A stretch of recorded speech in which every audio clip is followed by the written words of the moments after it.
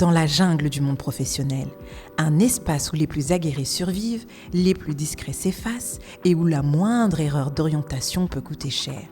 Une jungle dans laquelle chacun cherche sa voie, sa place, sa visibilité. Ici, les ressources humaines se transforment en explorateurs à la recherche du profil rare. Et face à eux, des professionnels de tous horizons, jeunes diplômés, cadres confirmés et indépendants, qui s'aventurent, souvent mal équipés.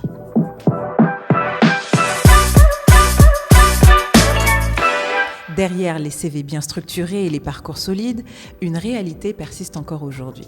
Beaucoup de talents passent à côté d'eux-mêmes. Non pas parce qu'ils manquent de compétences, mais parce qu'ils manquent de lisibilité. Leur profil manque de cohérence, leur présence digitale de stratégie, leur image de direction claire. Ils ont le savoir-faire, mais pas toujours le savoir se présenter. Ils connaissent leur métier, mais pas forcément les codes de valorisation de leur image. Et cette déconnexion entre potentiel et reconnaissance crée une tension visible dans le monde professionnel. On retrouve des recruteurs qui peinent à identifier le bon profil, des talents sous-exploités et des carrières qui stagnent malgré des efforts et de la compétence. Le monde du travail est devenu un marché de la perception.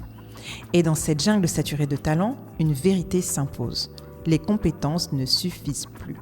Les plus brillants ne sont pas toujours les plus visibles et les plus visibles ne sont pas toujours les plus compétents. Et c'est là qu'intervient la communication. Pas celle qui bavarde, qui se montre pour exister, mais celle qui construit. Celle qui structure une image, façonne une crédibilité et fait émerger une marque personnelle. La communication professionnelle, c'est pas une option. En 2025, c'est un levier de légitimité. Car le monde du travail ne repose plus seulement sur les compétences techniques, mais sur la capacité à raconter son parcours, incarner son expertise et inspirer confiance. Une bonne communication, c'est celle qui relie ce que l'on fait, ce que l'on croit et ce que l'on veut transmettre. Et comme le dit Jeff Bezos, votre marque, c'est ce que les gens disent de vous lorsque vous n'êtes pas dans la pièce. Elle commence par un positionnement clair. Qui suis-je dans mon domaine ? Quelle valeur j'apporte ? Qu'est-ce qui me distingue ? Puis elle se traduit dans la manière dont on se présente, dont on partage ses expériences, dont on fait exister son travail aux yeux des autres. Pour donner du poids à ce constat, regardons à plus grande échelle pour contextualiser cette invisibilité des talents. Selon une étude internationale menée entre 2017 et 2019 et publiée dans la revue scientifique internationale Frontiers in Psychology en 2019, portant sur 477 professionnels, le personal branding augmente directement la perception d'employabilité de 61% et la satisfaction de carrière de 70%.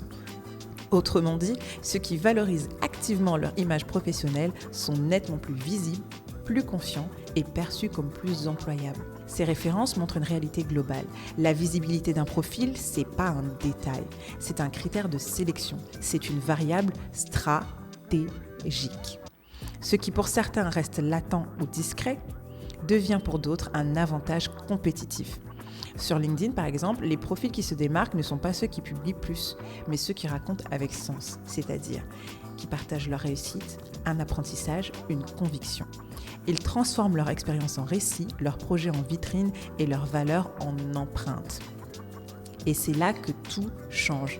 Un profil bien raconté devient une marque. Une marque attire, inspire confiance et ouvre des portes. Une marque personnelle forte n'est pas question d'ego, c'est une question de cohérence. Aligner ce que l'on dit, ce que l'on fait et ce que les autres perçoivent de nous. Mais attention, la communication, ce n'est pas un vernis. C'est pas une façade bien polie posée sur un vide. C'est un outil de construction. Une façon de donner du sens à son parcours, de rendre visible sa valeur, de traduire son professionnalisme en impact concret. Car aujourd'hui, les réseaux décident de ce qui apparaît ou non.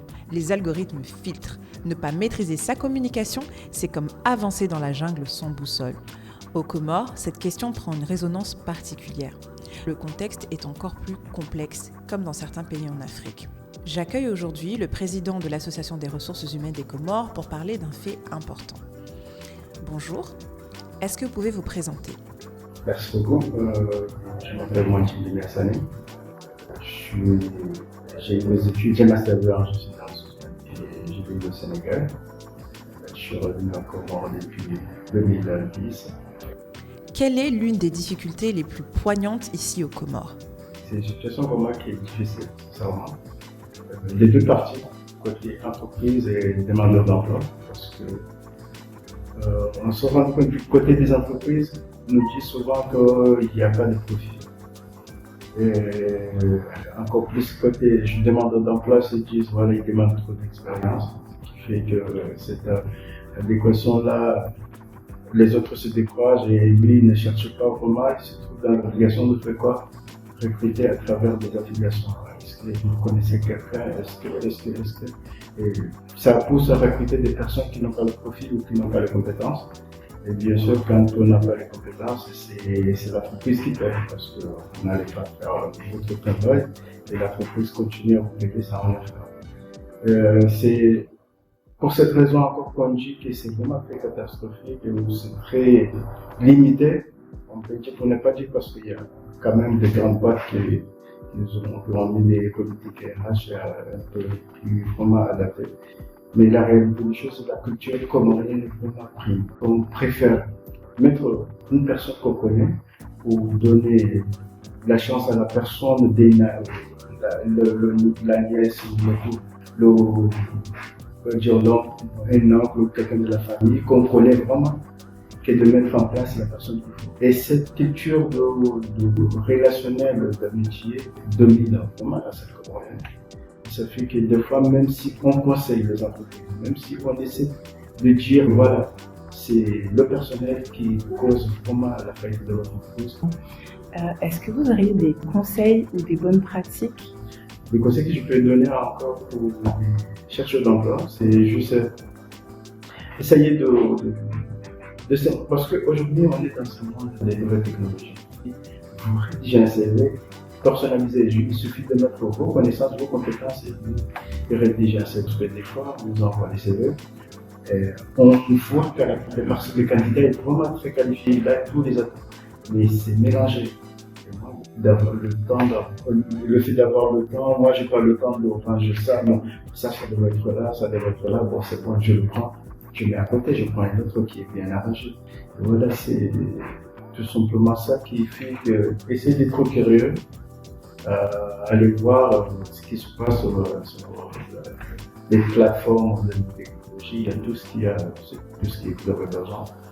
En tout cas, merci M. Hassani pour votre temps. J'ai trouvé ça très instructif et j'espère que ça le sera pour les personnes qui vont nous écouter et que nous aurons l'occasion de nous rencontrer dans d'autres circonstances pour un peu plus parler de cette question-là. Peut-être pourquoi pas avec les personnes comme ça.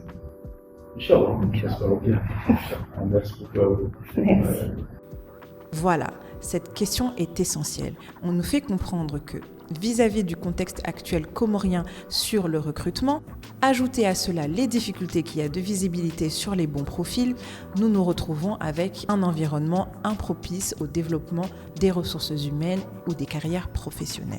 Un constat qui met en lumière une urgence, celle de bâtir une nouvelle culture professionnelle, fondée sur la valorisation des parcours, la cohérence des profils et la visibilité des expertises locales. Une culture où l'on ne cherche pas plus les talents, mais où on les voit. Et les signes de changement sont là. Une nouvelle génération de jeunes comoriens commence à investir dans les plateformes, à raconter leur expérience et à s'affirmer dans leur domaine. La communication devient alors un réflexe de croissance, un outil d'émancipation et de reconnaissance. Nous avons exploré une vérité. Le talent seul ne suffit plus. Dans cette jungle professionnelle, beaucoup d'entre nous, malgré notre expertise, restons invisibles parce que nous n'avons pas su structurer notre image, notre présence digitale ou raconter nos parcours.